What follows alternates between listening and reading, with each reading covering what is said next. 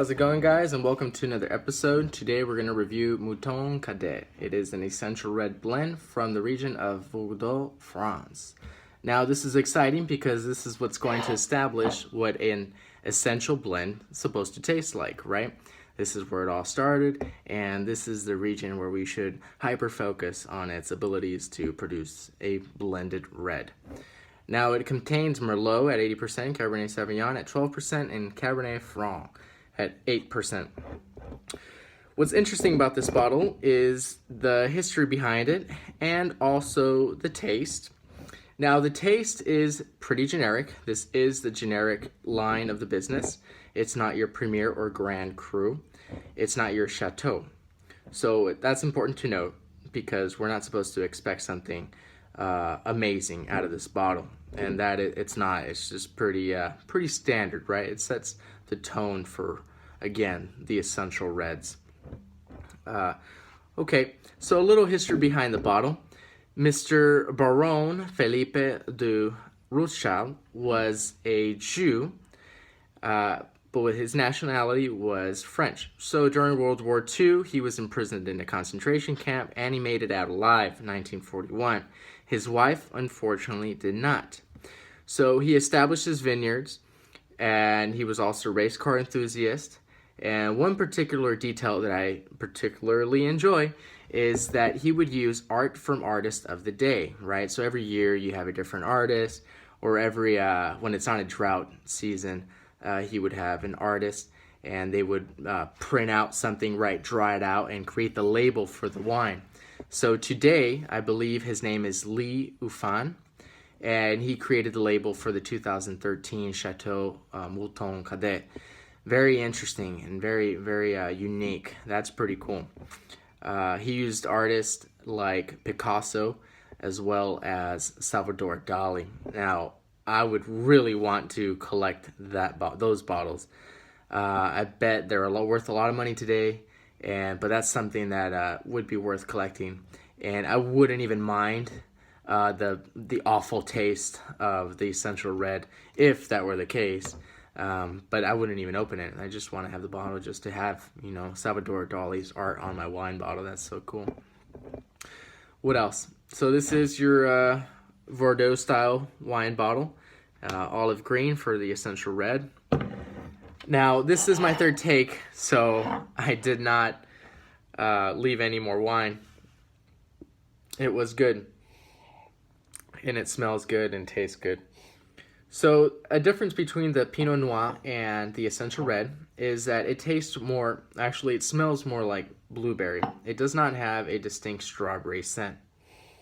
Now they're all berries, they're all grapes, right? But they do differ a little bit.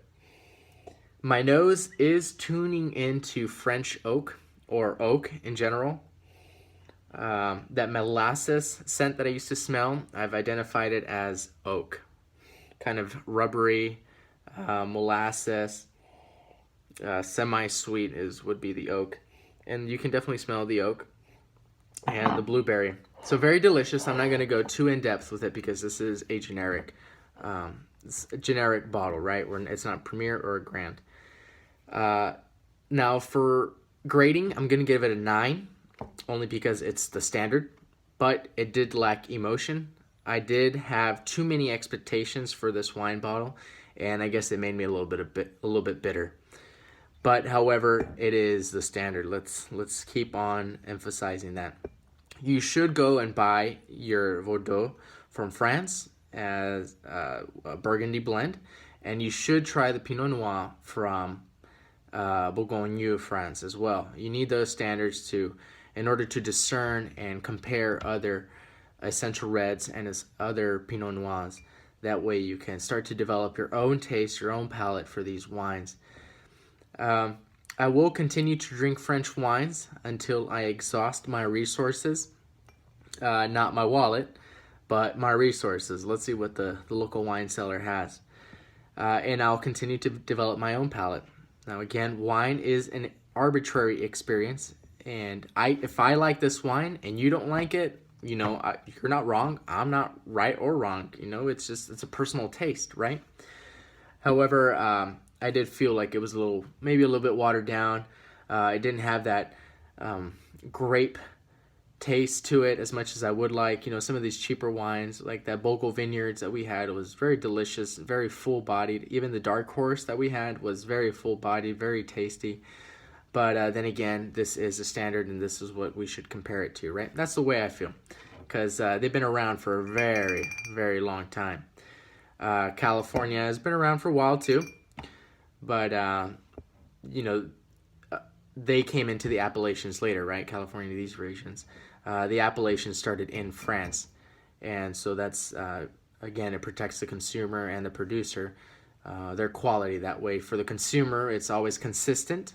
The taste, the expectation is always there. And for the producer, it protects their rights, right? So nobody can copyright, or nobody can copy their hard terroir cultural drink and put a different label on it and then sell it for much more, or to the same market, you know, and steal that clientele from them. So, you know, they have the Appalachian backing for that. It is the 13.5, and I didn't feel too much of the alcohol. It is ethanol, but I enjoyed it and I love it. So go ahead, buy one and enjoy this bottle with me. Thank you for joining me. And again, I did finish the whole bottle, so I am the expert. Have a good one, guys.